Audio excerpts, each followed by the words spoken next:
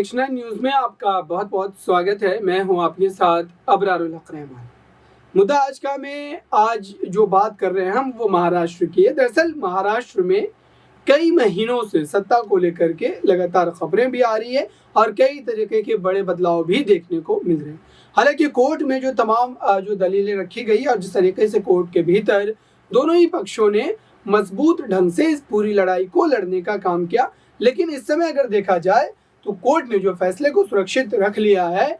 अब ये कहा जा रहा है कि अगर कोर्ट इस पूरे मामले पर अपने फैसले को सुनाएगा तो जाहिर सी बात है कि इसकी जो है आप कह सकते हैं कि फैसले के बाद जो राजनीतिक जो संघर्ष है वो और भी ज़्यादा बढ़ सकता है और दोनों ही पक्षों को या तो इससे एक पक्ष को फायदा होगा, एक पक्ष को जो है नुकसान होगा। और इसको लेकर के अब ये भी कहा जाने लगा है कि इसके बाद राजनीतिक घटनाक्रम भी कई तरीके से बदलते हुए नजर आएंगे।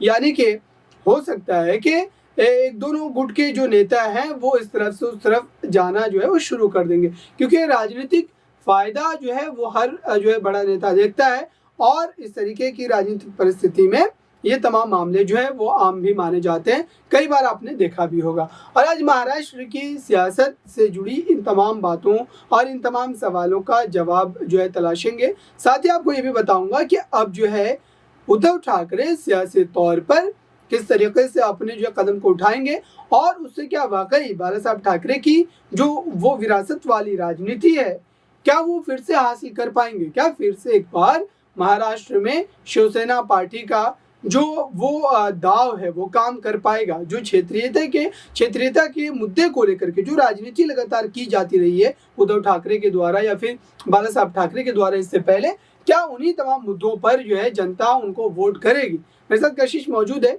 इनसे ही ये तमाम सवाल लेंगे और समझेंगे कि महाराष्ट्र में इस समय अगर देखा जाए तो जिस तरीके से मुद्दों की राजनीति अगर आप समझे तो मुद्दों की राजनीति में कहीं ना कहीं एकनाथ शिंदे ने जो है सेंधमारी कर दी है और वो लगातार कई तरीके से जो एकनाथ शिंदे को नीचा दिखाने की कोशिश कर रहे हैं। और उनके द्वारा ये भी कहा जा रहा है कि दरअसल उद्धव ठाकरे पूरी तरीके से अपनी राह से इस वक्त भटक गए।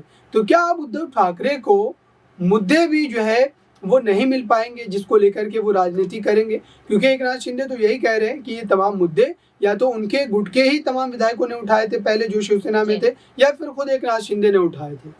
देखिए यहाँ पर एकनाथ शिंदे लगातार यही कहते नजर आते हैं कि जो दिक्कत मुझे थी पार्टी में वो दिक्कत उन विधायकों को भी थी और फिर उसके बाद हम सारे लोग एक साथ हुए और यहाँ पर हमने पार्टी से बगावत की या फिर पार्टी को छोड़ दिया। वो बगावत तो कहते नजर आई नहीं रहे, उन्होंने कहा कि पार्टी को छोड़ दिया। अब आप एक बात सोचिए कि जब अगर सभी लोगों को एक नहीं दो नहीं 40 लोगों को एक ही दिक्कत थी तो यहाँ पर आपने पार्टी के आलाकमान से बात क्यों नहीं की? यहाँ पर बात करनी चाहिए थी, या तो आपने पहले ही सोच लिया था कि हम बगावत करेंगे और उसके बाद दूसरी पार्टी की तरफ रुख करेंगे और फिर हम सीएम बन जाएंगे और उसके बाद आपको पद दे दिए जाएंगे। तो कहीं ना कहीं जो चालाकी यहाँ पर खेलते नजर आए एकनाथ शिंदे वो अब जनता पूरी तरीके से समझती हुई नजर आ रही है। अब आप यहाँ पर देखिए कि महाराष्ट्र में सिर्फ आप मुद्दा यहाँ पर एकनाथ शिंदे और उद्धव का ही नहीं रह गया। एक तो सुप्रीम कोर्ट का फैसला सामने नहीं आ रहा, उन्होंने सुरक्षित रख रखा है। तीसरी तरफ देखा जाए तो अजीत पवार यहाँ पर कभी कुछ बयान दे रहे कभी कुछ दे रहे। अब चौथी तरफ यहाँ पर शरद पवार तक ये कहते नजर आए कि अघाड़ी का जो यहाँ पर गठबंधन है वो अभी है लेकिन आगे होगा नहीं होगा कुछ पता नहीं, लेकिन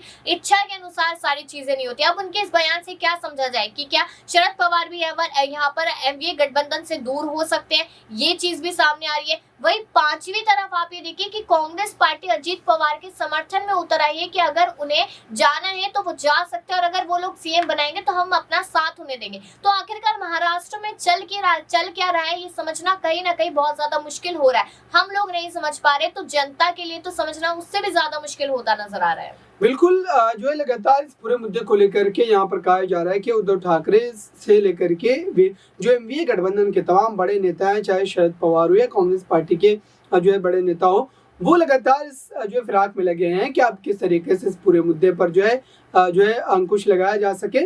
लेकिन साथ ही इस बात का बेहद बेसब्री से इंतजार किया जा रहा है कि कोर्ट का फैसला दरअसल क्या होगा और कोर्ट इस पूरे मुद्दे पर किस तरीके से अपने पक्ष को रखता हुआ नजर आएगा, क्योंकि कोर्ट के फैसले के बाद ही ये तय माना जाएगा कि महाराष्ट्र में जो है अब उद्धव ठाकरे की जो वो सियासत भरी राजनीति है वो कितनी सफल होगी, या फिर आप कहिए कि एकनाथ शिंदे का जो भविष्य की सियासत को लेकर लगातार ये बातें कही जाती रही है कि वो आने वाले चुनाव में जीत नहीं पाएंगे, उनके गुट की बात करूँ तो पूरी तरीके से बिखर जाएगा। तो एकनाथ शिंदे जो इस समय लगातार ये सोच रहे हैं कि महाराष्ट्र की सियासत में उन्हें एक्सेप्ट कर लिया गया है, लेकिन क्या जो ज़मीनी हकीकत है क्या वो वही है, क्या जनता उनके साथ खड़ी नजर आएगी? क्योंकि अब चुनावी समय आने वाला है, बीएमसी के चुनाव होने वाले हैं। लेकिन कहीं ना कहीं देखिए आप ये मान सकते हैं कि जमीनी स्तर पे अगर देखा जाए तो अभी तक वो यहाँ पर चुनाव खास तौर पे लड़ते नजर नहीं आए हैं। अभी उपचुनाव हुए थे तो एक तरफ यहाँ पर उद्धव के समर्थन में कांग्रेस पार्टी का नजर आ रहा था गठबंधन, दूसरी तरफ यहाँ पर बीजेपी नजर आ रही थी। शिंदे का कुछ भी उसमें नजर नहीं आया और एक जगह जहाँ पे बीजेपी जीत रही थी वहां पर उद्धव और कांग्रेस एक साथ जो गठबंधन था वो जीतता नजर आया। तो यहाँ पर उद्धव को एक कहीं ना कहीं उम्मीद मिलती नजर आई। अब आप देखिए कि जितने भी सर्वे होते हैं उसमें लगातार जनता उद्धव के पक्ष में अपनी राय रखती नजर आती है। और यहाँ पर अगर बीएमसी चुनाव होते जिसमें सालों साल से ठाकरे परिवार की जीत हो रही थी, अगर उसमें मान लीजिए कि उद्धव ठाकरे जीत जाते हैं, अपने कम विधायकों के साथ भी जीत जाते हैं, तो यहाँ पर एक बहुत बड़ी चुनौती और बहुत बड़ी हार होगी एकनाथ शिंदे गुट के लिए और खास करके बीजेपी के लिए, क्योंकि बीजेपी को लगा कि हमने ठाकरे परिवार का नामो निशान महाराष्ट्र से मिटा दिया। और कहीं ना कहीं मुझे लगता है कि शायद ऐसा नहीं होगा, क्योंकि बीएमसी चुनाव और ठाकरे परिवार आसानी से जीत सकता है। अगर वो जीत जाते तो नॉर्मल सी बात है कि लोकसभा चुनाव और उसके बाद विधानसभा चुनाव भी ज्यादा मुश्किल नहीं होगा यहाँ पर उद्धव ठाकरे को जीतना, उनके जितने भी विधायक उनकी पार्टी के लोग बचे उनके लिए जीतना। और खास करके आप ये देखिए कि अभी सुप्रीम कोर्ट ने जब याचिका को उनकी अपील को यहाँ पर मान लिया था, उसके बाद फैसला सुनाया गया जो सुरक्षित रखा हुआ है, उसको लेकर यही कयास अभी तक आज भी यही लगाया जा रहा है कि उद्धव के पक्ष में ही फैसला आएगा। क्यों? क्योंकि जितनी बुरी लताड़ यहाँ पर शिंदे गुट को लगी है उतनी लताड़ यहाँ पर उद्धव गुट को नहीं लगी है। तो इन्हीं सारी बातों को लेकर कहीं ना कहीं माना जा रहा है कि उद्धव गुट को एक बार एक चिंगारी मिलनी चाहिए, उसके बाद वो पूरे महाराष्ट्र में अपनी सरकार फैला देंगे।